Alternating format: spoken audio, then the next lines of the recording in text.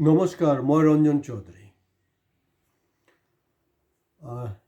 জুবিনৰ ন্যায়টো কোনে নিবিচাৰে?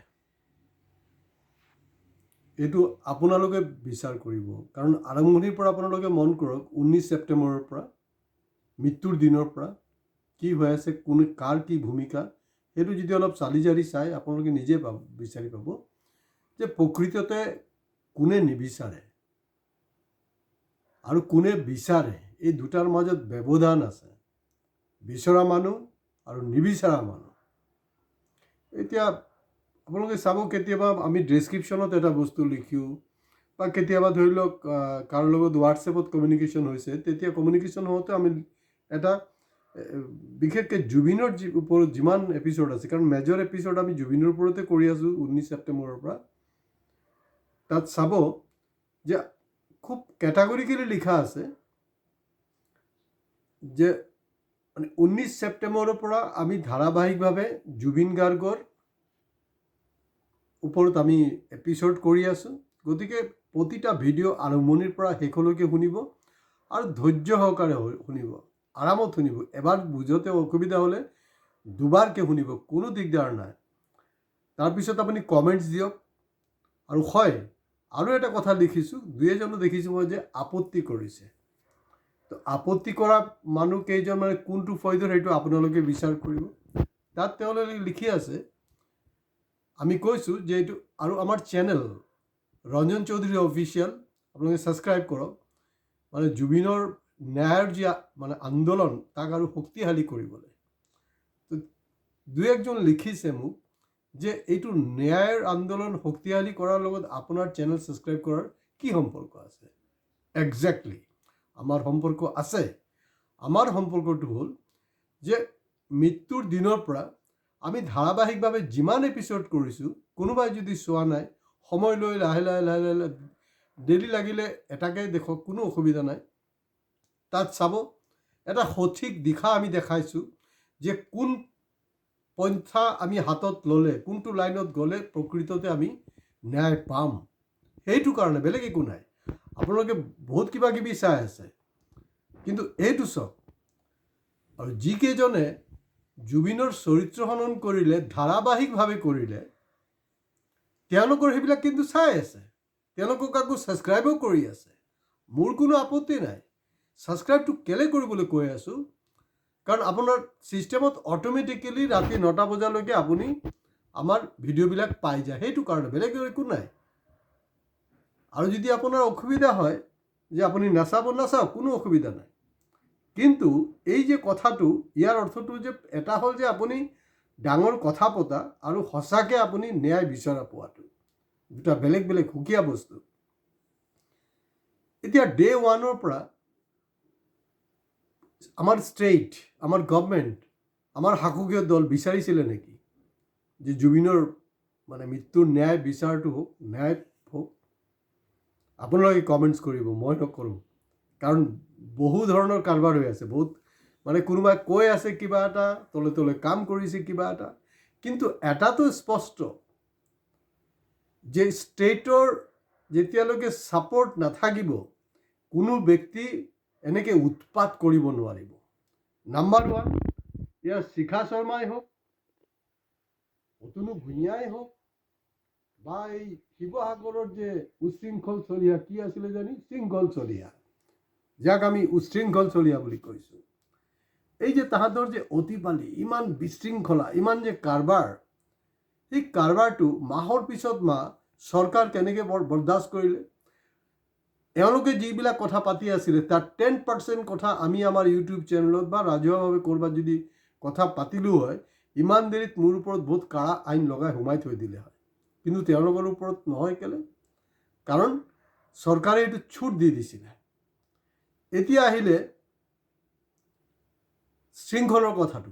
শৃংখল চাওক, মানে বছৰ পিছত বছৰ তাক এৰি দিছে। যি খুচি কৰি থাক, তই টকা উঠা, যি খুচি কৰ, কোনো অসুবিধা নাই। কিন্তু যেতিয়াই চাওক, বেপাৰীয়েতো চবকে ডনেশ্যন দিয়ে, কাৰণ তাহাঁতি ব্যৱসায় কৰিব লৈছে আৰু আমাৰ পৰা পইচাটো ওলাই লয়, সেইটোৱে কথা, আৰু বেলেগ আৰু কোনো ষ্টৰী নাই। কিন্তু যেতিয়া অসমৰ ব্যৱসায়বিলাক RSS হেডকোৱাৰ্টাৰ নাগপুৰত ক'লে, কাৰণ RSS বিজেপি বনিয়াৰ মানে ছাপোৰ্ট অবিহনে, ছাপোৰ্ট মানে টকা পইচাৰ অবিহনে তেওঁলোকে চলিব নোৱাৰিব। এয়া আদানী আম্বানী হওক, যি হওক, চব আজিৰ দিনটোত RSS আৰু বিজেপি এই বনিয়াৰ টকাতেহে চলি আছে, নহ'লে ঢাই ফিছ এইটো হৈ গ'লহেঁতেন ইমান দিনে। এতিয়া কথাটো হ'ল, তাক এটা সময় গৈ ৰেষ্ট্ৰিক্ট কৰিলে, আৰু গৰিমা সম্পৰ্কেও মানে দুই একজনৰ মোৰ ওপৰত মানে এটা হেৰি আছিলে যে ময়ো নেকি শিখা শৰ্মাৰ নিচিনাকৈ কৰি আছোঁ। ন, আপুনি চাব, যেতিয়াই মই গৰিমা সম্পৰ্কে বিভিন্ন ধৰণৰ মানে প্ৰশ্ন উত্থাপিত কৰিছোঁ, উত্থাপিত কৰাৰ উদ্দেশ্য এটাই, চৰিত্ৰ হনন। কাৰণ জুবিনৰতো মই চৰিত্ৰ হননৰ কোনো প্ৰশ্নই নাই, কাৰণ জুবিন যোৱা 19 ছেপ্টেম্বৰৰ পৰা মোৰ মন মগজুত সোমাই আছে, বেলেগ আৰু কোনো ষ্টৰী নাই। কেতিয়াবা বেলেগ কিবা আহি গ'ল তো মই ক'ব লগা হৈছে। এতিয়া গৰিমাক যিবিলাক মই ডাইৰেকশ্যনবিলাক দি আছিলোঁ, তেওঁ নিশ্চয় গম পায়, গম নোপোৱা নহয়, কাৰণ সেইবিলাক ভিডিঅ' ইতিমধ্যে আমাৰ ইউটিউব চেনেলত ভাইৰেল হৈছে। তেওঁ কিন্তু এটা পদক্ষেপো লোৱা নাই। এতিয়া কথাটো হ'ল যে শিৱৰ সম্পৰ্কে খুব বেয়াকৈ কথা পাতি আছিলে, পাৰ্বতীয়ে সহ্য কৰিব নোৱাৰিলে, মানে নিজৰ জানটোৱে দি দিলে। মইতো গৰিমাক কেতিয়াবা জান দিবলৈ কোৱা নাই, কিন্তু কোনোবাই ধাৰাবাহিকভাৱে চৰিত্ৰ হনন কৰিব, আৰু আপুনি ইমান পলমকৈ কিয় দিব FIR? আৰু FIRটো আপুনি আৰু বহুত আগতে দিব পাৰিলে হয়, কেলৈ দিয়া নাই? আৰু বহুত আগতে দিব লাগিছিলে। আপুনি জুবিনৰ হেৰি হয়, পত্নী হয়, তো গতিকে মই আপোনাৰ ইয়াত আপোনাৰ দায়িত্বটো বেলেগ এটা, কাৰণ আপোনাৰ যে ভূমিকাটো বহুত ডাঙৰ এটা প্ৰশ্ন। এইটো এনেকুৱা নহয়তো যে কাৰোবাৰ হেঁচাত এতিয়া আপুনি FIR কৰিছে। আৰু এটা জমনি হ'ল কি ইণ্টাৰেষ্টিং, শিখা শৰ্মা কৈ আছে যে হেৰি কি বুলি কয়, কংগ্ৰেছে নাকি মোৰ এইটো কাৰবাৰটো কৰালে। ইয়াৰ আগতে হিমন্তই কৈ আছিলে যে কংগ্ৰেছত মোৰ মানুহ আছে, বিজেপিৰ মানুহ আছে। এতিয়াতো উল্টা হৈ গ'ল, তাৰমানে বিজেপিত কংগ্ৰেছৰ মানুহ আছে নেকি? তো বিজেপি কংগ্ৰেছে চলাই আছে নেকি? কাৰবাৰটো তেনেকুৱা হৈছেতো। কোনোবাই ফেচবুকত লিখি আছিলে, যদি এনেকুৱা হয় কংগ্ৰেছ আৰু বিজেপি মিলি চৰকাৰ কৰিব, মোৰ কোনো আচৰিত হ'বলৈতো একো নাই। এতিয়াতো চলি আছে, এইটোতো চলি আছে। কেইটা অৰিজিনেল মাল আছে আপোনাৰ বিজেপিৰ কওকচোন? ৰাজ্য স্তৰত কওক, কেন্দ্ৰীয় স্তৰত কওক, চবতো মিক্সিং চলি আছে এইটো। আৰু যিসকল খুব নিষ্ঠাবান RSS বা বিজেপিৰ মানুহ, তেওঁলোকে আঁতৰি আছে। যিবিলাক কংগ্ৰেছৰ নিষ্ঠাবান মানুহ, তেওঁলোকে আঁতৰি আছে। That's all, nothing.